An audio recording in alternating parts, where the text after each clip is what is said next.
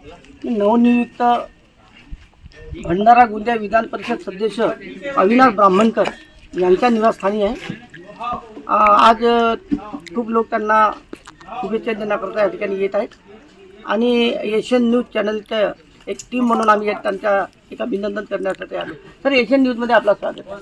नमस्कार। मला सांगा की आपण शेतकरी वर्गामधून आलेले आहात, आपला संपर्क दांडगा आहे आणि अशा समज शेतकऱ्यांचे विविध प्रश्न आहेत।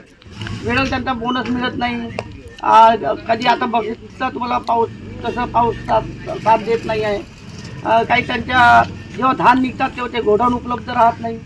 तर अशा विविध समस्या आहेत। आपण शेतकरी वर्गातून आल्यामुळे आपल्याला शेतकऱ्याविषयी पश्चातची जाण आहे, आपण त्यांना कसं न्याय मिळवून देणार आहात? सगळ्यांना माझा नमस्कार। तुम्ही जे विचारलं, शेतकऱ्यांना त्यांच्यासमोर येणाऱ्या विविध ज्या समस्या आहेत त्या निश्चितपणे अतिशय गंभीर आहेत आणि आता विधान परिषदेला आमदार म्हणून निवडून आल्यानंतर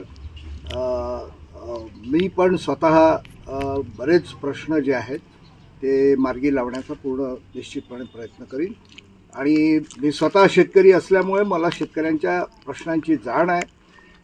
त्यांच्या वेदना, त्यांची पीडा आणि त्यांच्या भावना मला कळतात आणि मी पूर्ण ताकदीने त्यांचे प्रश्न सरकार दरबारी लावण्याचा प्रयत्न करेन। माझा दुसरा प्रश्न असा आहे सर की हा जो भेल प्रकल्प आहे फार मोठा रखडलेला, जेव्हा ते प्रफुल्लभाई पटेल पृथ्वीराज चव्हाण त्यावेळेस मुख्यमंत्री होते, मी त्या ठिकाणी भेल प्रकल्प एक पत्रकार म्हणून उपस्थित होतो। एवढं झपाट्यानं काम सुरू होता, काय सांगू। आता आपल्या भंडारा जिल्ह्यामध्ये एवढे मोठे बेरोजगारी वापरलेले आहे, कित्येक आंदोलन झालेले आहेत आणि सरकारी आता केंद्रामध्ये BJPचीच आहे। आपण सुद्धा BJPमधून एक विधान परिषदेत निवडून आलेले आहेत, पण जे येतात आमदार खासदार जातात। पण मला असं वाटतं, मी पण पत्रकार यांना खूप प्रश्न उचललेले आहेत, चॅनलच्या माध्यमातून देशोन्नतीच्या माध्यमातून उचललेले आहेत। तर कसं मला वाटतं की बाबा तो जर भेल प्रकल्प होत नसला तर पर्यायाचे काही प्रकल्प होईल का? याच्यासाठी आपण काय करू शकता, काय लढा देऊ शकता? आपल्या लाखनी आणि साकोलीच्या मध्ये हा जो भेलचा प्रकल्प आला होता, हा प्रकल्प आपल्या तिन्ही तालुक्यांसाठी अतिशय महत्त्वाचा प्रकल्प होता, जो आदरणीय प्रफुल्लभाई पटेल यांच्या नेतृत्वात आला होता। खऱ्या अर्थानं बघितलं तर हा भेलचा प्रकल्प हा केंद्र सरकारचा प्रकल्प आहे। त्याच्यामध्ये प्रफुल्लभाईंनी या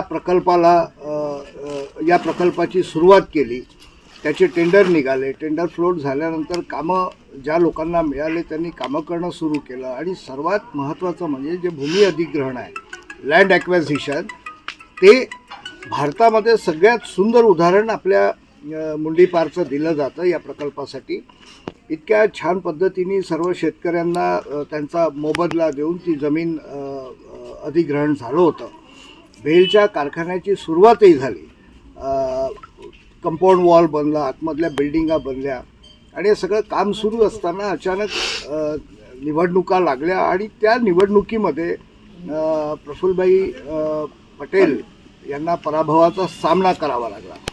पण जेपर्यंत ते इथे प्रतिनिधी म्हणून काम करत होते तेपर्यंत त्यांनी भेलचा पूर्ण पाठपुरावा करून कामसुद्धा सुरू केलं। पण नंतर सरकारही बदलली, प्रफुल्लभाई पण प्रतिनिधी राहिले नाही, त्याच्यामुळे जबाबदारी पण बदलली आणि मग ती जबाबदारी नंतर ज्यांच्या खांद्यावरती गेली त्यांनी बरोबर पाठपुरावा न केल्यामुळे ते भेलचा प्रकल्प तिथे खोळंबला।